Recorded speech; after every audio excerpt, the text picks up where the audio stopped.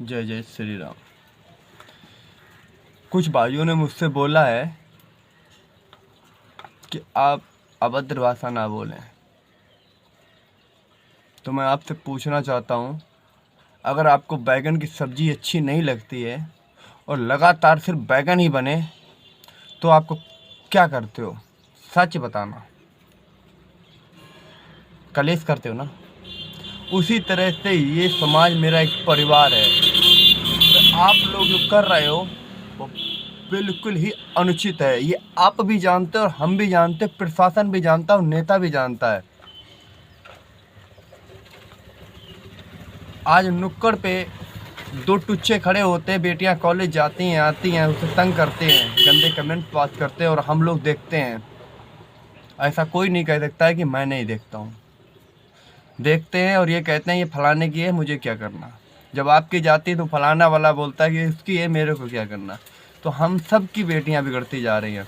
100 में से 80% बेटियां अपने पिता और भाइयों को जवाब देने लगी हैं। उसका रीज़न सिर्फ हम और आप है। दूसरी चीज़, गांव में जितने पेड़ हुआ करते थे सब तो हमने काट दिए। हमारे पूर्वजों ने जो पेड़ लगाए थे वो हमने काट दिए, हमने पेड़ नहीं लगाए। गांव में जो इतने भी पूर्वजों ने तालाब खोदे थे वो सब हमने भर दिए, पर हमने एक भी तालाब का निर्माण अपनी तरफ से नहीं किया है। अब आप हमें ये बताइए, हम तो अपने पूर्वजों पे गौरव करते हैं कि मेरे पूर्वजों ने बहुत कुछ किया है, बलिदान दिया है। कल हमारे बच्चे हम पे क्या करेंगे? बेटियां सुरक्षित नहीं हैं, जमीन में पानी नहीं बचेगा, पेड़ नहीं बचेंगे। मैं सभी से अपील करता हूँ कि हर व्यक्ति अगर सिर्फ 50 रुपए का पेड़ लगा के आने वाली पीढ़ी के लिए कुछ कर सकता है तो कौन सी आफत है?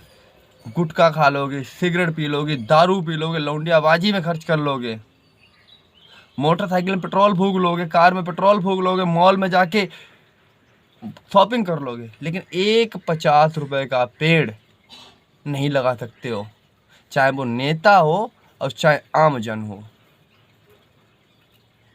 सरकार ने अगर 4 पेड़ भेजे हैं, उसको 40 आदमी मिलके फोटो खिंचाते हैं और कहते हैं कि वृक्षारोपण। अगर वो 40 आदमी 40 पेड़ लगाएं तो मुझे मालूम है और आपको भी मालूम है कि जो गर्मी ही गर्मी होने लगी है ये नहीं होगी।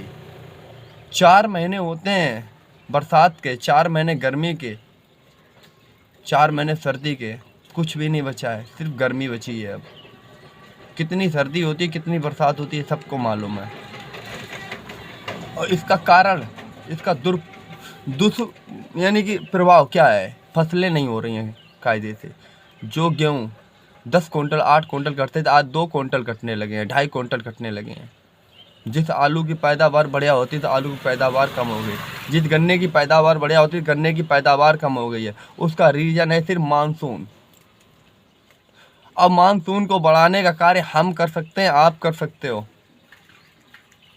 भगवान नहीं आएंगे, भगवान ने हमें और आपको भेजा है। बेटा जाओ 60-70 साल तक आराम से जियो, ऐश करो, सुख भोगो। ऊपर कुछ नहीं है, जो है यहीं पे है, जो है यहीं पे, ऊपर कुछ नहीं है मेरे भाइयों। सभी लोगों से मैं अपील करता हूँ कि हर व्यक्ति कम से कम एक पेड़ जमीन में लगाए। गमले में लगाने से कुछ नहीं होगा कि घर में 70 गमले लगा लिए हैं।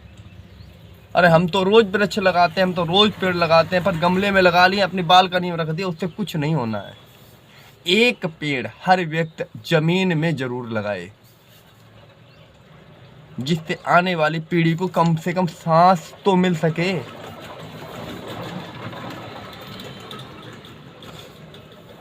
मैं सभी से फिर से कह रहा हूं कि आप अपनी जिम्मेदारी समझ लीजिए।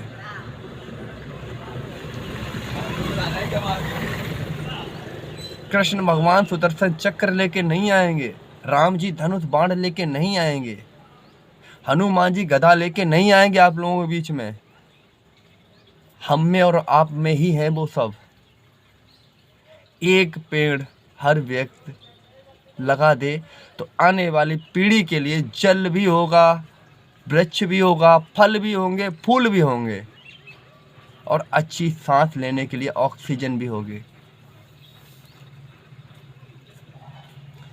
जितने भाई तालाबों पे कब्जा करके रखे हैं, मैं आप सभी से विनती कर रहा हूँ कि मुझे कोर्ट तक जाने की परमिशन मत दो, नहीं तो मैं आपसे वादा करता हूँ कि एक एक तालाब कोर्ट खुदवा के मानेगा।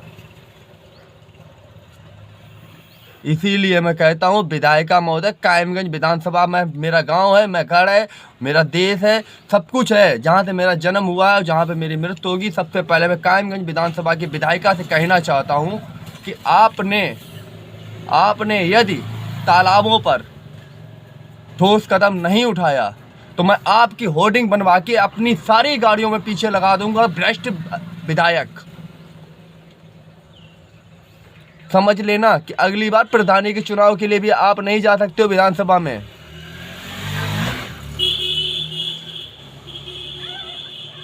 कायमगंज की विधानसभा सुरभि गंगवार उर्फ सुरभि भाभी, जितने भी उनके तलबे चाटने वाले चाटू करता है, वो अपनी भाभी को जरूर बता दें कि बेटा विधानसभा पूरी सुधार दें, नहीं तो मुझे जो करना उचित लगेगा, क्योंकि आप नहीं करेंगे तो दूसरे करेंगे, और जब दूसरे करेंगे तो आपकी जरूरत नहीं होगी विधानसभा को। समझ गए ना? और जितने भी चाटुकर्ता नेता हैं जो तालाबों पे कब्जा करके बैठे हैं विधायक जी के बूते पे, उनसे मैं कहना चाहता हूं कि कोई भी विधायक आपके बच्चों का साथ नहीं देगा, न जल दे पाएगा।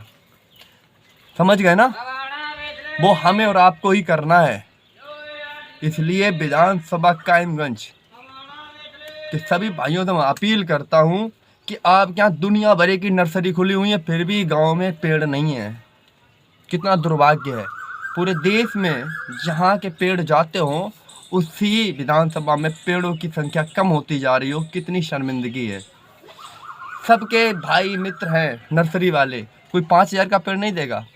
जो दूसरों को 100 रुपये का मिलता है, मुझे मालूम है कि अगर हम लोग जाएंगे तो 85 रुपये का मिलेगा। जितने भी तालाबों पे कब्जा करके रखे हैं वो कृपया अपना कब्जा हटा लें। मैं रुकने वाला नहीं हूं, आपको बता दें। और जो लोग ये कहते हैं कि मेरे गांव का भी ये तालाब है, उसको भी देख लेना, तो ऐसे भड़वों को मैं बताना चाहता हूं कि साले, कायर, हिजड़े, ये कार्य सिर्फ मेरा नहीं है, सर्व समाज का है। गालियां देने पे और गालियां सुनने पे मजबूर मत हो कि मेरे गांव का भी भैया तालाब है, उसको भी सही करवा दो। खड़े हो जाओ, झंडे से डंडा निकाल लो और खड़े हो जाओ। समझ गए? मैंडेट। जय जय श्री राम।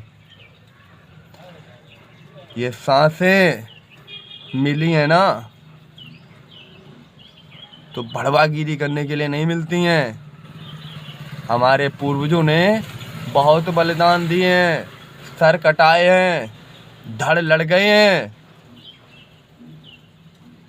और उन आत्माओं को ऊपर से देखते होंगे ना तो उन्हें इतनी शर्मिंदगी आती होगी। इन कायरों के लिए मैंने अपने सर कटा दिए। ये तो साले सुअर है, इन्हें तो वहीं पे रहना था जहाँ पे इनके पीछे मैंने अपने सर कटवा दिए, अपनी बहू बेटियों तक का बलिदान दे दिया। जितने भी राजपूत हैं जो कहते हैं कि हम राजपूत हैं, हम ठाकुर हैं, उन सभी ठाकुरों से मैं कहना चाहता हूँ, याद करो पृथ्वीराज चौहान को, याद करो महाराणा प्रताप को, राणा सांगा को। उन्होंने किसके लिए बलिदान दिया था? आज आप लोग क्या कर रहे हैं? जितने भी यदुवंशी हैं, याद करो प्रभु श्री कृष्ण को।